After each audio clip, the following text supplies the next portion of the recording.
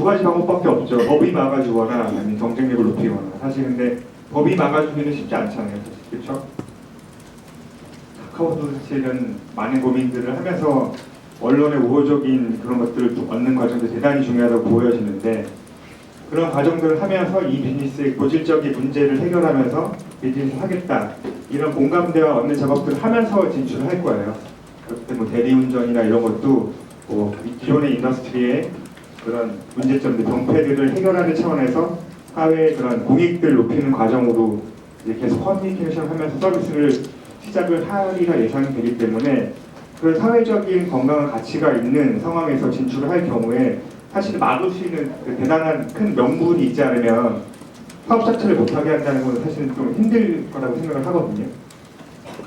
그렇다면 결과적으로는 이런 카카오와 싸운다는 전제하에, 그렇다면 오토는 제가 말씀드렸지만 아까도 오프라인의 거점이 대단히 중요하기 때문에 카카오도 손을 대지, 카카오 출신 대기업 공채들이 할 수 없는 부분들이 분명히 있다고 저는 생각을 합니다. 특정 지역 혹은 다른 브랜드 마케팅 전략, 경쟁 우위의 요소에 대해서 조금 더 고민을 심도 있게 해야 되는 상황이 아닌가. 단순히 그 비즈니스의 성장 가능성, 이 카테고리의 밸류가 높기 때문에 고민해야겠다 이런 정도의 고민에서는 그 대단히 잘 준비된 이런 플랫폼 사업자의 경쟁에서는 쉽지 않을까? 고민을 충분히 해야 된다라고 저는 말씀을 드리고 싶네요. 아마 여러분들이 궁금해하실 수도 있을 것 같아서 카카오가 픽한다 그래가지고 제가 질문을 엄청나게 많이 받았었거든요. 기자들한테 어떻게 하는 거냐고, 어떻게 할 거냐 이랬었는데 저희는 그때도 같은 대답을 했는데 그래서 기사화가 안 된 것 같아요. 왜냐면 그 유저가 선택하고 기사가 선택할 거지 우리가 선택할 거 아니지 않나요? 라는 얘기 했었거든요. 결과적으로 자율경쟁 시장이기 때문에 우리가 커뮤니즘 컨트리는 아니니까 거기 안에서 선택이라는 것이 개인에게 다 열려 있으니까 그 중에서 제일 좋은 걸 선택하게끔 해주는 게 제일 좋은 방식이라고 생각을 하고요.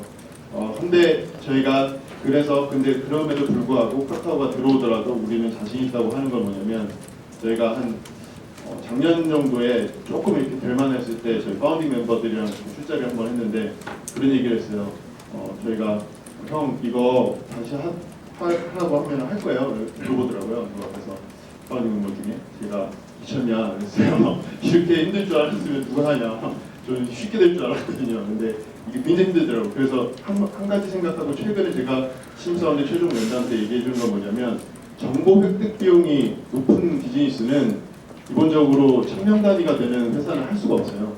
왜냐하면 1000명 단위가 되는 회사는 그 회사에 가고 싶어하는 사람들이 사실은 돈을 많이 주거나 아니면은 정말 내가 데스크 잡을 할 수 있거나 여러 가지 요건들이 성립이 돼서 사람들이 온 거거든요. 근데 그 사람들은 야 나 이제 퀵 할 거니까 나가서 퀵 아저씨 만나 이러면 나 네이버 가야겠다 아니면 나 LG 가야겠다 이렇게 생각을 하지, 내가 여기서 그러면 진짜 내가 카카오 출신으로서 열심히 해가지고 이거를 픽사를 꼭 성공시키겠어 라는 사람은 정말 저는 한두 명 그나마도 지분이 있는 사람이라고 생각을 합니다. 그래서 스타트업이 다를 수 있는 거는 정보 획득 비용이 높은 비즈니스에 대해서 저희는 되게 갈구하고 열망하기 때문에 그런 것들이 사실 이제 메인 거죠. 인생이 메였기 때문에 여기 안에서 승부를 보겠다고 하면 사실 엔트리 베리어는 굉장히 높게 형성을 할 수 있다고 생각을 하고 있고요. 그게 저희가 아직 강점이라고 생각을 하고, 저희는 죽어도 카카오는 저희처럼 못할 거라는 확신이 있습니다. 아까 말씀드린 것처럼 예전에 구글에 다닐 때 정말 별 사업들을 다 하더라고요. 정말 제가 있는 동안 거의 한 2달에 한 번씩 서비스가 나온 것 같아요. 그리고 그 서비스들은 기존에 다 존재하던 서비스였습니다. 근데 아시겠지만 거의 대부분의 서비스가 우리가 몰라요. 왜냐면 다 망했거든요. 구글 내에서 다 사장이 됐습니다.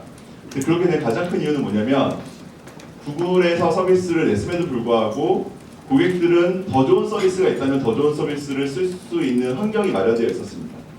근데 국내 같은 경우에 너무 안타까운 게 뭐냐면, 저는 카카오가 냈던 최근 서비스들 중에서도 카카오보다 더 서비스를 잘하고 있었던 혹은 더 의미 있게 서비스를 하고 있었던 게 있었어요. 분명히. 그럼에도 불구하고 사람들은 그런 서비스가 있는지를 아예 몰랐습니다. 오직 카카오밖에 없는 줄 알고 택시 서비스 카카오가 처음 나온 지 아는 사람은 엄청나게 많습니다. 하지만 그 엄청나게 오래되고 사실은 해외로 치면은 거의 뭐 몇십 년 돼서 비즈니스거든요. 이게 중요한 포인트인 것 같습니다. 좋은 서비스가 있으면 고객들이 알아야 되고요. 그거 안에서 카카오가 더 좋은지 이 서비스가 더 좋은지를 평가해야 되는데 그런 토양이 없거든요, 우리나라는. 두 번째는 카카오를 쓰면은 더 좋건 더 안 좋건 쓰기 더 편합니다. 왜냐면 카카오라는 기본 플랫폼 안에서 물려 있거든요. 그러니까 그냥 더 편한 거죠.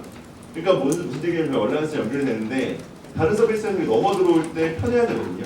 그러니까 야놀자에서 예약을 한 다음에 자연스럽게 소카 가가지고 렌터카를 하고 그 다음에 소카에서 자연스럽게 렌터카를 하다가 맛집으로 가가지고 혹은 쿠폰 같은 거 혹은 그 관련된 레스토랑 정보를 잘 받아보고 그리고 내가 필요하다고 하면 자연스럽게 다시 배달을 하고 이런 것들이 유연하게 아까 말씀드린 심리스라는 측면으로 유저 관점에서 접근을 할 수 있게 토양이 갖춰지지 않으면 저는 카카오가 당연히 다 먹을 수밖에 없다고 생각을 하고요.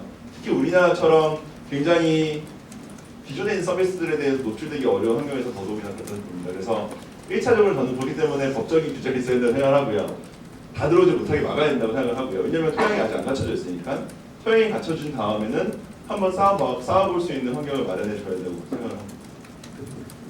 저는 저희가 맨 처음에 서비스를 저희도 사실 좀 후발주자 어떻게 얘기하면 이 서비스를 시작했기 때문에 저희가 경쟁력으로 그리고 다른 서비스가 진입할 수 없는 엔트리를 쌓아야 되는 게 저희는 운영이라고 생각을 했었어요. 그래서 지금 아까도 말씀드렸던 것처럼 마케팅에 굉장히 많은 투자를 하고 있지만 정말 운영 오퍼레이션, 서비스 오퍼레이션에 대해서는 사실은 어떤 기업보다도 굉장히 우수한 오퍼레이션 이제 시스템과 프로세스와 그리고 인력들을 지금 다 보유하고 있다고 생각하는데 사실 저희가 이제 이게 저희의 가장 큰 경쟁력을 만들려고 노력했던 부분이기도 하지만은 지난 3년 반 정도 기간 동안 가장 어려웠던 부분도 오퍼레이션이었던 것 같아요. 이게 오프라인 비즈니스를 온라인으로 옮겨오는 과정에서의 그 운영의 싱크를 맞춘다는 거는 사실은 아마 직접 뛰어들어가지고 저는 그걸 몸으로 부대껴하면서 뭐 심지어는 저희 대표님이 초기에 저희 같은 경우는 점주들한테 그 카드 단말기 들고 다니면서 저희가 취침을 하셔야 되는 그런 상황이 또 발생을 하고 정말 저희는 뭐 초기에 여러 가지의 시행착오 정말 많이 겪으면서 진행을 했었는데 사실 이게 대기업이나 카카오 같은 기업이 할 수 있을까? 그건 잘 모르겠어요. 분명히 그들이 건드릴 수 없는 부분의 경쟁력을 이제 디벨롭할 수 있는 부분이 분명히 있거든요. 근데 초기에 그런 부분을 좀 명확하게 짚고서는 이제 계속해서 확실한 개발을 해나가야 되지 않을까. 이제 그 부분에 대한 고려는 다들 좀 생각하셔야 되지 않을까 싶습니다. 네, 너무 잘.